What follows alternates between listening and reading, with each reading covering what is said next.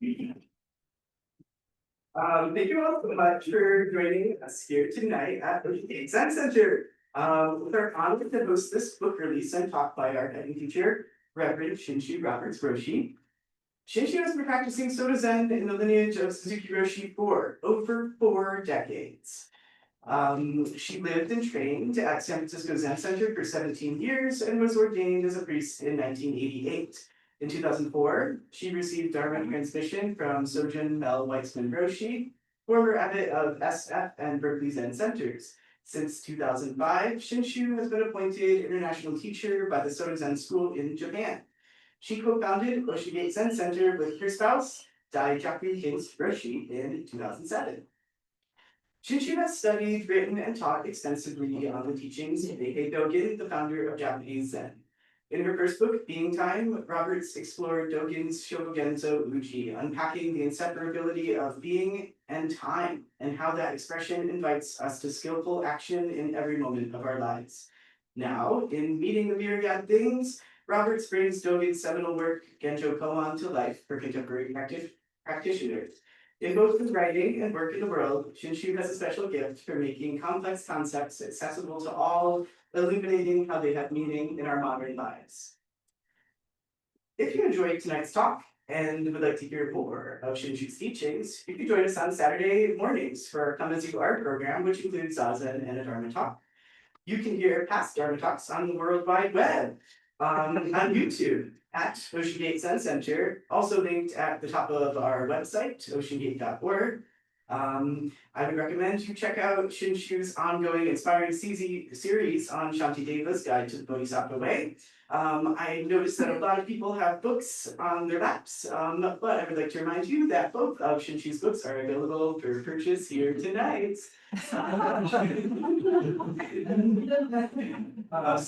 Now, without further ado,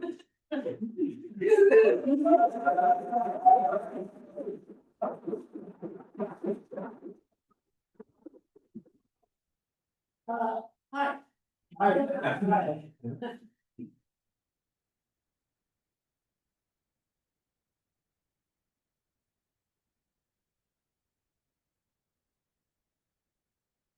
First, I want to thank Alice. That was a great introduction. Thank you, Alice. Appreciate it. I too want to welcome everybody here to Oceangate who hasn't been before and who's come before. And so everybody's welcome. Hey, Tova, I'm glad you were able to make it. Tova's coming all the way from Williamsburg, so a long way. Also, would everybody in the Oceangate Sangha who helped make this possible please stand up? Come on, you guys, don't be shy.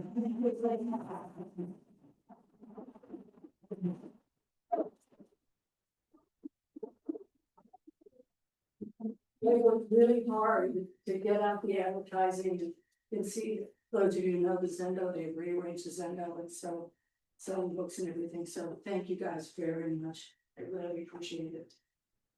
So, okay, I'm gonna give a review tonight about the Myriad Things. And the book came about because I was teaching a class on Genjokoan to the Sangha here at Oceangate.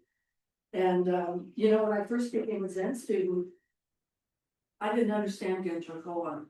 And there were parts of it that I just thought were completely illogical, didn't make any sense to me. But after almost 40 years of practice, I think I've went through practice. I think now I do kind of understand the facts, and I think I have something to say about it. I think that what I want to do is think about this as joining a conversation. Like there's a conversation that happens among practitioners and scholars of Dogen. So do Zen practitioners about what Dogen means, and so this is just part of that conversation. So Genjokoan was written in 1233 and is part of a larger text called the Shobogenzo, which is a collection of essays by Dogen. And Shobogenzo means true Dharma eye. Dogen Zenji was the 13th century founder of Soto Zen in Japan. And Genjokoan is the title of one of these festivals in Shobogenzo. So Genjokoan means,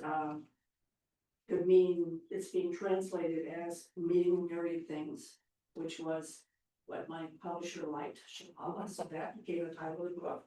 I have to admit, it wasn't my favorite, but that's what they wanted to do, so I went along with it. The realized universe, the realized koan, actualizing the fundamental point, and the issue at hand. So because of all these various translations, I'm just gonna call it Genjokoan. So this text is considered fundamental to Dogen's teaching. And it's the first essay in his collection. So there are many compilations of Shobogenzo. A lot of us are familiar with the one that's 100 essays long. Dogen compiled one that was 60 and 70, and he always put Genjokoan as the first essay in his collection. So one of his students wrote that you could preface all of his work and you could call them, all of them, Genjokoan. So it'd be like the Genjokoan of being time, which is Uji, or the Genjokoan of washing your face. So both of those are fascicles in the Shobogenzo. So I wrote the book primarily for Zen students, but I think there are many things in the book that may guide all of us in our attempts to be more skillful, more wise, whether we're Zen students or not. So even if you're not a Zen student, I think you might find the teachings illuminating and helpful in your life. So let me first start out by telling you what's in the book.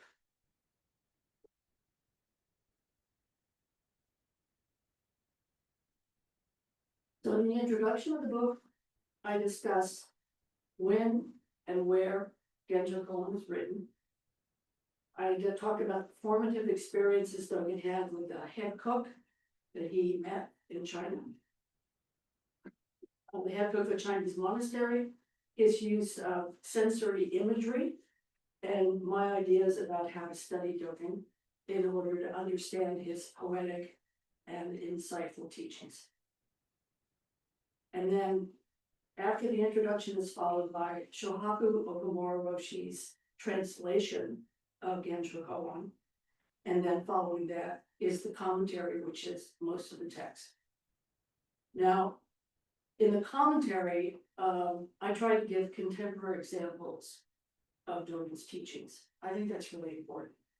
If Dogen wrote about Zen, he wrote for practitioners, for real people.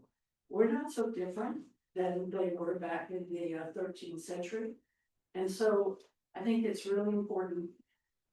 In writing this book, I wanted to give examples, which some of them will read tonight, and how we can understand these teachings in our everyday life. And I also added quotations from other works of Dogen, because almost always when Dogen writes something that seems obtuse, you don't understand it, you can find it in something else that he's written where he's written even more about it. And that way you can know more about what he meant by what he said. So I also refer to other commentaries by the scholars and also teachers, various other Zen masters, contemporary Zen masters who wrote about Dogen. Okay, after all of that, there's 4 appendices to this book. So this is the kind of geeky part of the book, are the appendices at the back. So the first is the meaning and characteristics of something called a Dharma position. So a Dharma position is how reality manifests itself in the present moment as a particular person, situation, or thing. I think it's really important that if you're a student of Dogen, that you understand what a Dharma position is. The second appendix is a discussion of the translation of the word Shusho, which means practice realization or practice verification. This is followed by the third appendix, an introduction to a commentary on Genjokoan, which is written by 2 of Dogen's students. So think about this, these were 2 guys who were alive in the 1200s. and they study the Dogen. It's really cool. So they wrote a commentary about Genjokoan and several other fast books as well. And the amazing thing about it is you can actually understand what it's about. So I don't know about you, but back in the 70s, I think I was reading something called The Golden Flower, something like that. That was like a text from some kind of Taoist thing in China. I couldn't understand any of it, but it was very mystical and wild and crazy. But this text you can actually understand, this commentary. So that's written by two of the students named Sene and Kyoko. And the commentary was translated by Shohaku Hora. So this is the first time that it's ever been published in English. And it was edited by Zuiko Redding, who died in 2014. And she was, Shohaku said to me, he said, well, yes, you can publish it, but I want you to edit it.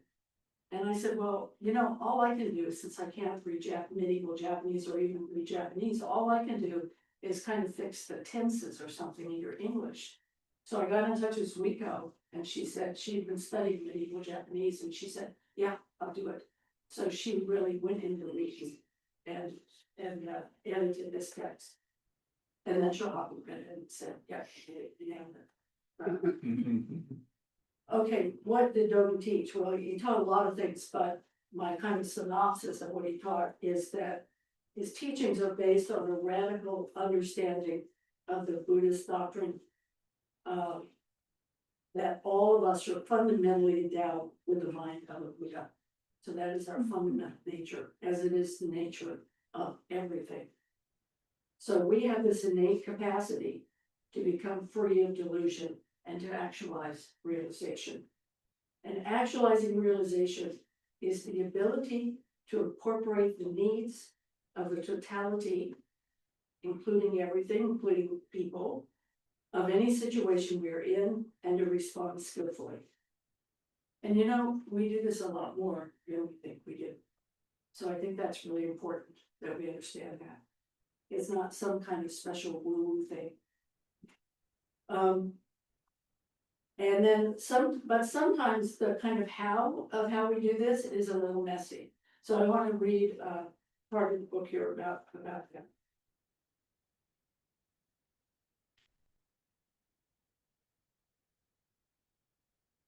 So the first thing I want to read is the section of Genjokoan, and then I'll read what I said.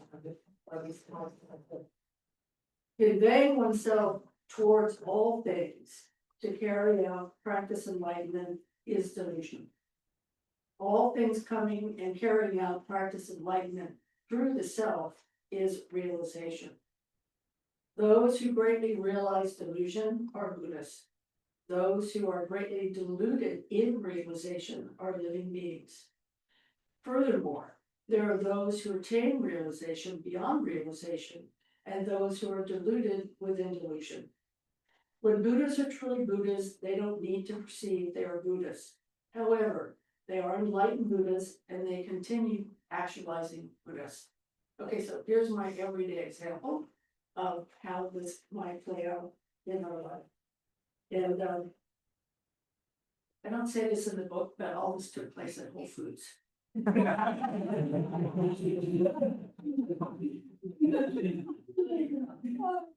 Okay, here is an example from my life, which I think sums up the complexity and unfolding of this kind of interbeing of practice realization. I am at my local grocery store the day before Thanksgiving. The express line is not open. There are only a few clerks, and the line is very long, maybe 20 people. I'm about 4 people from the back, and I have 2 items. The clerk from the coffee bar comes over to my area of the line and points to 4 of us who have a few items and says, "Come over to the coffee register, I'll check you out." We all peel off and head to the coffee bar register. I'm the last one in line. A man rushes up behind me and says in a whiny voice, "What about me? I'm ahead of you." I reply, "Don't complain, just go ahead of me." Which he does. The woman in front of him, having heard our exchange, also lets him go in front of her. Now he's in the front of the line. I could see the delusion of the guy who complained. He thought he had been slighted and he hadn't. The clerk didn't see him. Nevertheless, his delusion annoyed my delusion. So I said, don't complain. I realized my delusion became don't complain. I realized my delusion because don't complain was unnecessary and judgmental. But I said it nevertheless. Although I was not perfect, I was good enough. I let him go ahead of me, although somewhat begrudgingly. Clearly, my actions were not completely awakened. They were in the ballpark. But did not have the qualities Dogen later characterized as realization beyond realization.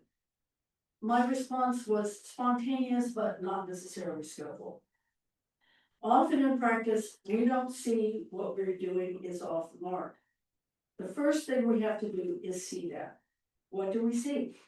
We see that we are only perceiving our situation from our own perspective.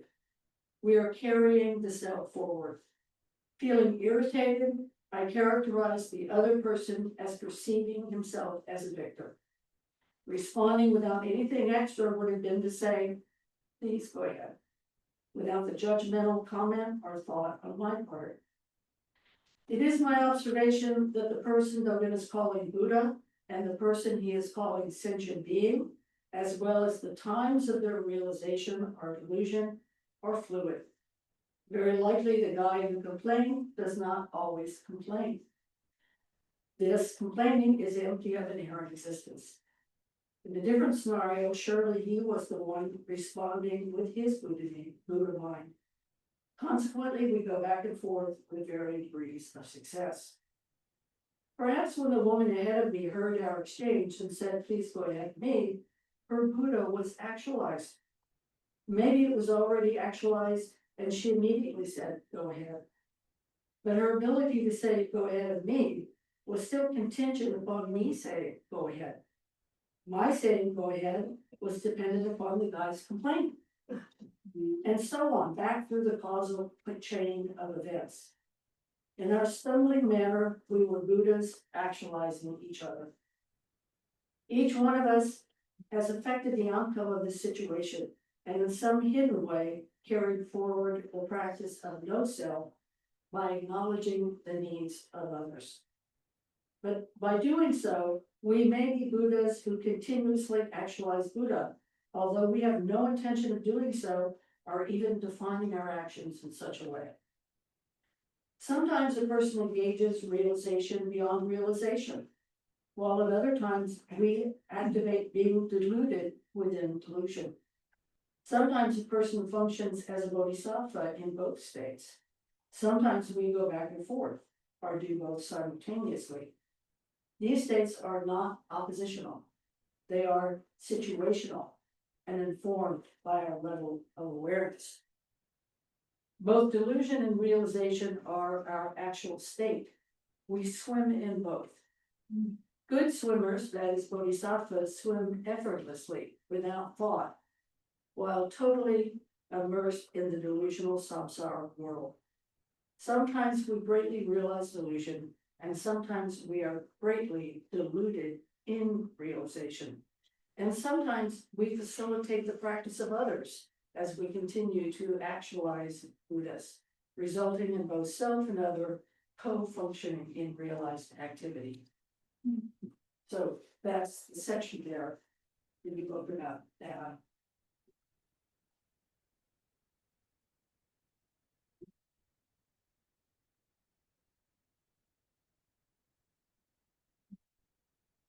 So in another section of Genjokoan,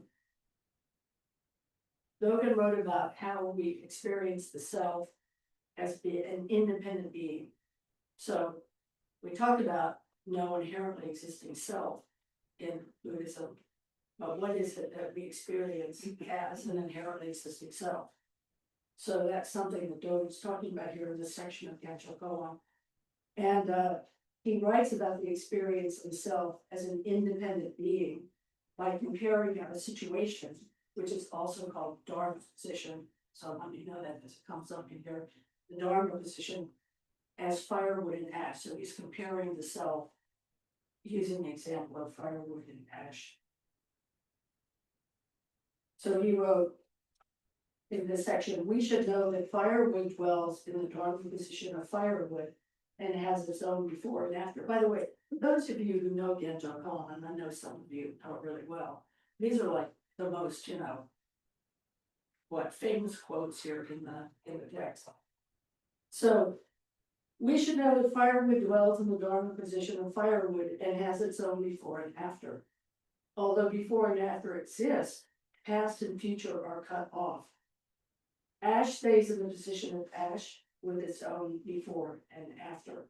Okay, so here's my kind of example of that. What I have to say of it.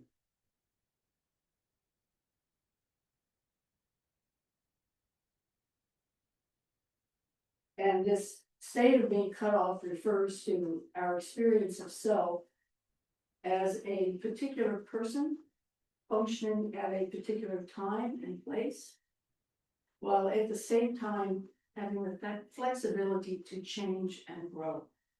So this is the impermanence of the self's particularity, the impermanence of the self's particularity.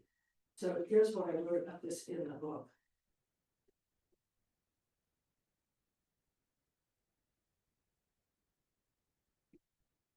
By the way, I just wanted to say, Paula arrives here.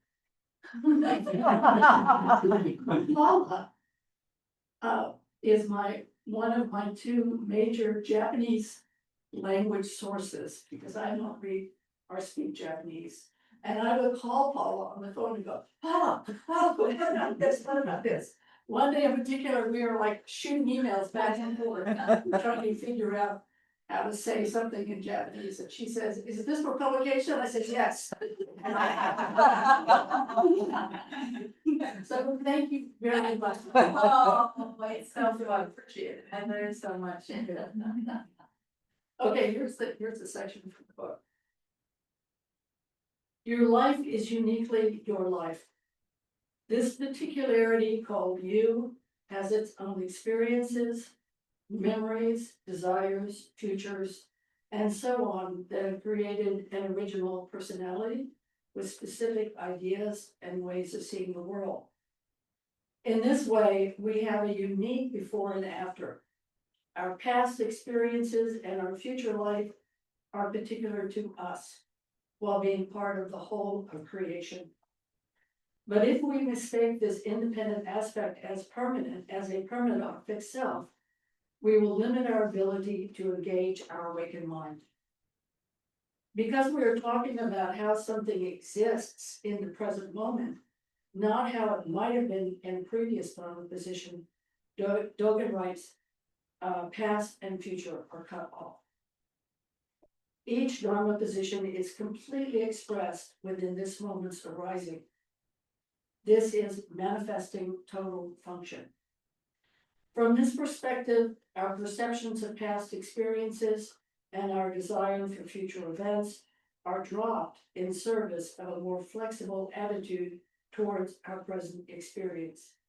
In this way, we cut off our attachment to experiences and past and future desires. It is only from this perspective that we can meet others with an open mind and a free heart. We can become curious about the person and not wall off from them because we have placed them in some ideological box. So, didn't quite say that right. We become curious about the person and not wall off from them because we have placed them in some ideological box. Nor do we place ourselves in a prison of karmic shackles. We are not trapped in a karmic cycle of self-identity, refusing to internalize self-labeling such as I am stupid or I'm the smartest person in the room. It frees us to redefine our experience. If the Dharma position did not have an independent aspect, this would not be possible. Because of a being time's particularity, we can cut ourselves loose from habitual reification of the self. and create a path of transformation and freedom from suffering. Furthermore, it is only in the present that we become liberated through expressing realized action. We must be aware of our delusion and confident in our ability to do something different. A being's present manifestation or a person's experience of self does not negate the past or future of that self or dharma, nor does it deny causally created karmic response and effect. Rather, it contextualizes them as factors or influences that do not necessarily dictate our response at this time. In each moment, we are free to respond to what is arising. This happens, according to the Buddhist teaching, by fully realizing the impermanence of oneself and thereby freeing oneself from karmically conditioned, unworkable, and unskillful actions. So that's part of my commentary on this section.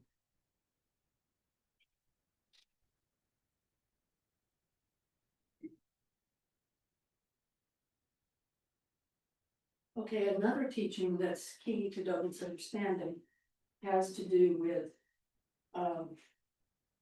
Dogen's view of the world is that the more we listen to our world, the more we will realize what he calls the inexhaustible virtues of the myriad dharmas or things in this world. So here's what Dogen had to say about that.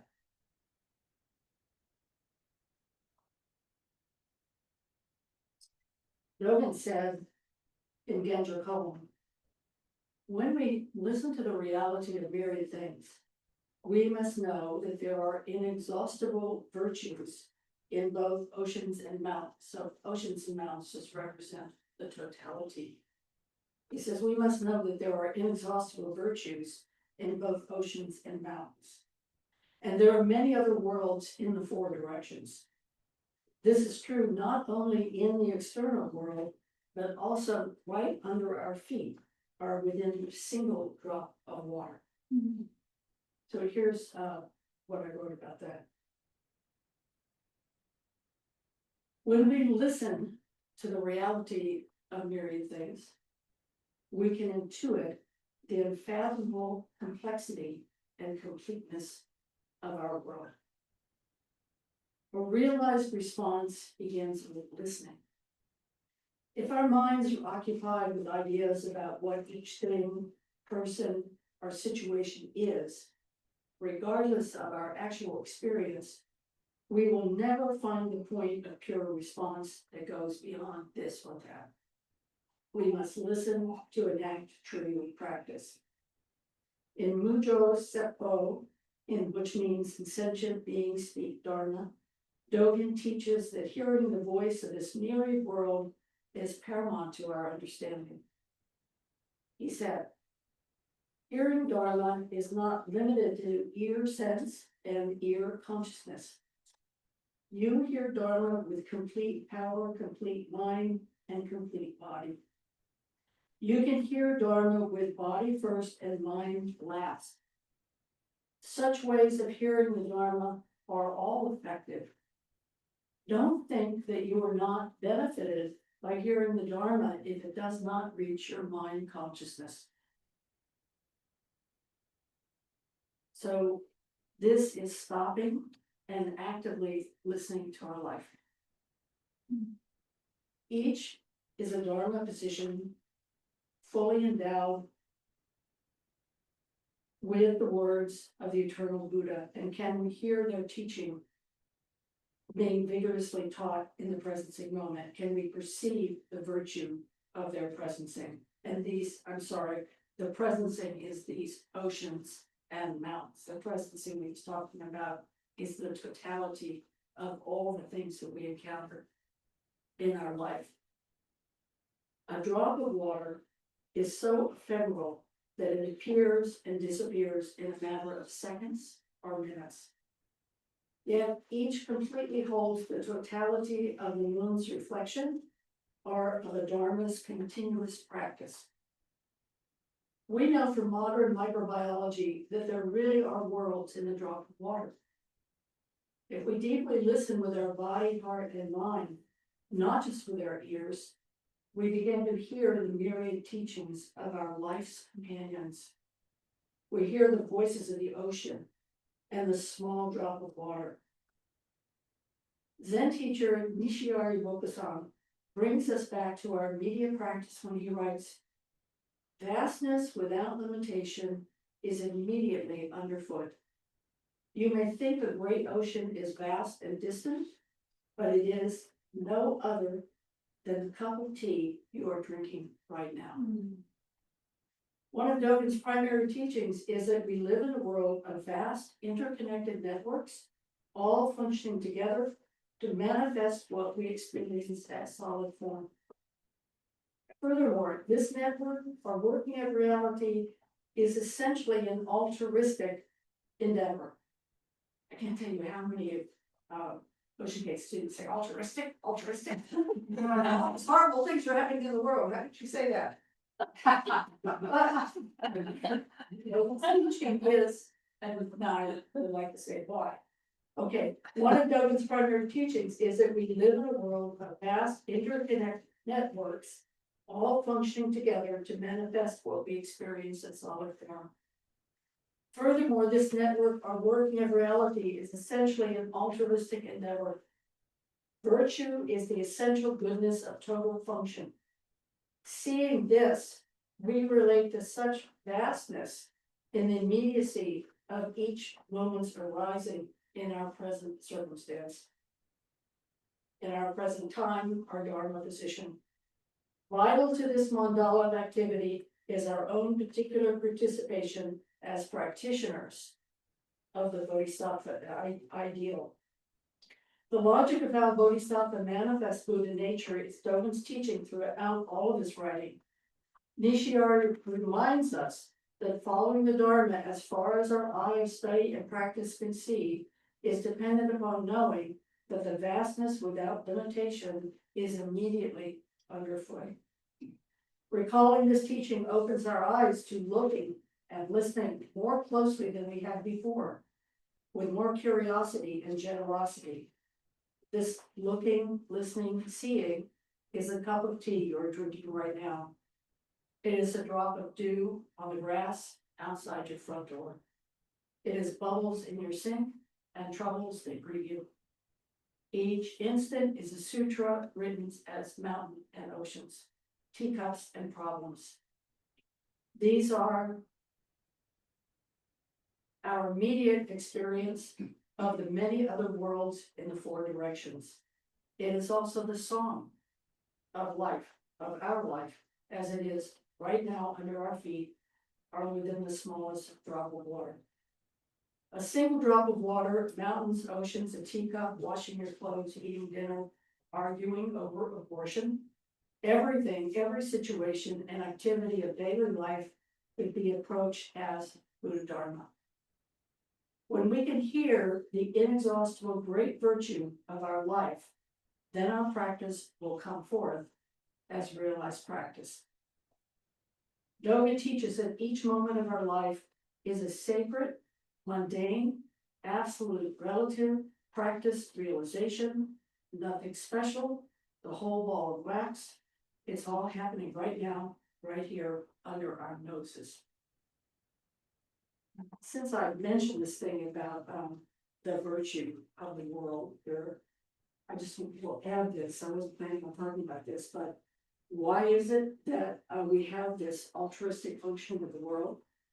Because if we delve down below the conflict, what we find is all the various processes and functioning of this world are altruistically supporting each other. It's like, how does a plant grow? How do we grow? We have the sun, we have the earth, we have all of those immense, unknowable and knowable aspects all working together, birth and death, everything functioning together that makes life. And that life and how that works is an altruistic process. And so that's something below this conflict that we have, these wars that our delusion creates, the fighting that we engage in.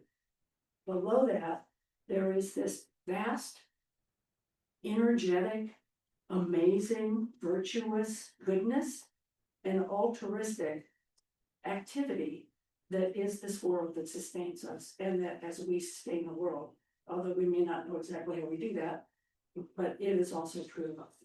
So I just wanted to, put that in. So, okay. So that's the last of what I'm gonna read from my book. But I think we can see that he has a poetic and deep faith. Dogen has a poetic and deep faith in our capacity to understand and experience the totality of the Dharma, the totality of these teachings as they were unfolding in our daily life. So in order to hear this virtue, we have to stop our internal chatter and desire to define our experience and expectations based on our self-centered view, and stop and listen to what Dogen elsewhere calls the realization of the words of the eternal Buddhist. So I'll end by saying that Genjokoan was written as a letter to a lay student whose name was Yo Koshu, not long after Dogen returned from China. And actually, they think that they were probably shipmates. And so I can kind of just imagine Dogen's coming back from China. Maybe they're just, sitting around at night looking at the stars, talking about the Dharma. And when he got back to Japan, he said, I'm going to write this guy a letter. And it turned out to be the Genjokoan. So it's one of his earliest writings, and like the Fukan Zengi, which many of you are Zen students know about, is the Fukan Zengi are instructions on how to do Zazen practice. But I think that Genjokoan is instructions on what it is that we talked about. What is it, realization? What is this thing we call enlightenment? And how does it function? And how should we understand the nature of our experience within that context? So it's actually a primer on the practice of cultivating and expressing realized response. So he continued to edit Genjokoan throughout his life. So it was one of the first things he wrote, and one of the last things that he edited. So, his teaching is given to us freely, this bodhisattva practice. And as soon as we open up and read this text, or read any book, anything that we read like that, the author becomes present for us. He's there. As soon as we open up the book and read Dogen is there with us in the room. There is no separation. And he's speaking to us directly about the nature of practice and his understanding. So Dogen's doing his best down through the centuries to communicate and help us build a more skillful and to be more skillful and create beneficial actions now at this time, right now. And as we know, this is certainly a time when we can use instructions on how to engage in more beneficial action, and how we alleviate our own suffering and the suffering of others. So it's my hope that this book and our time together, Dharma together, that we, whether we're Buddhist practitioners or not, that in this world together, that we can all contribute to this conversation about how we can understand these teachings. And ultimately, through understanding Dogen's way, how we can become better people and how we can avoid harm and cultivate what is good for ourselves and others. Thank you very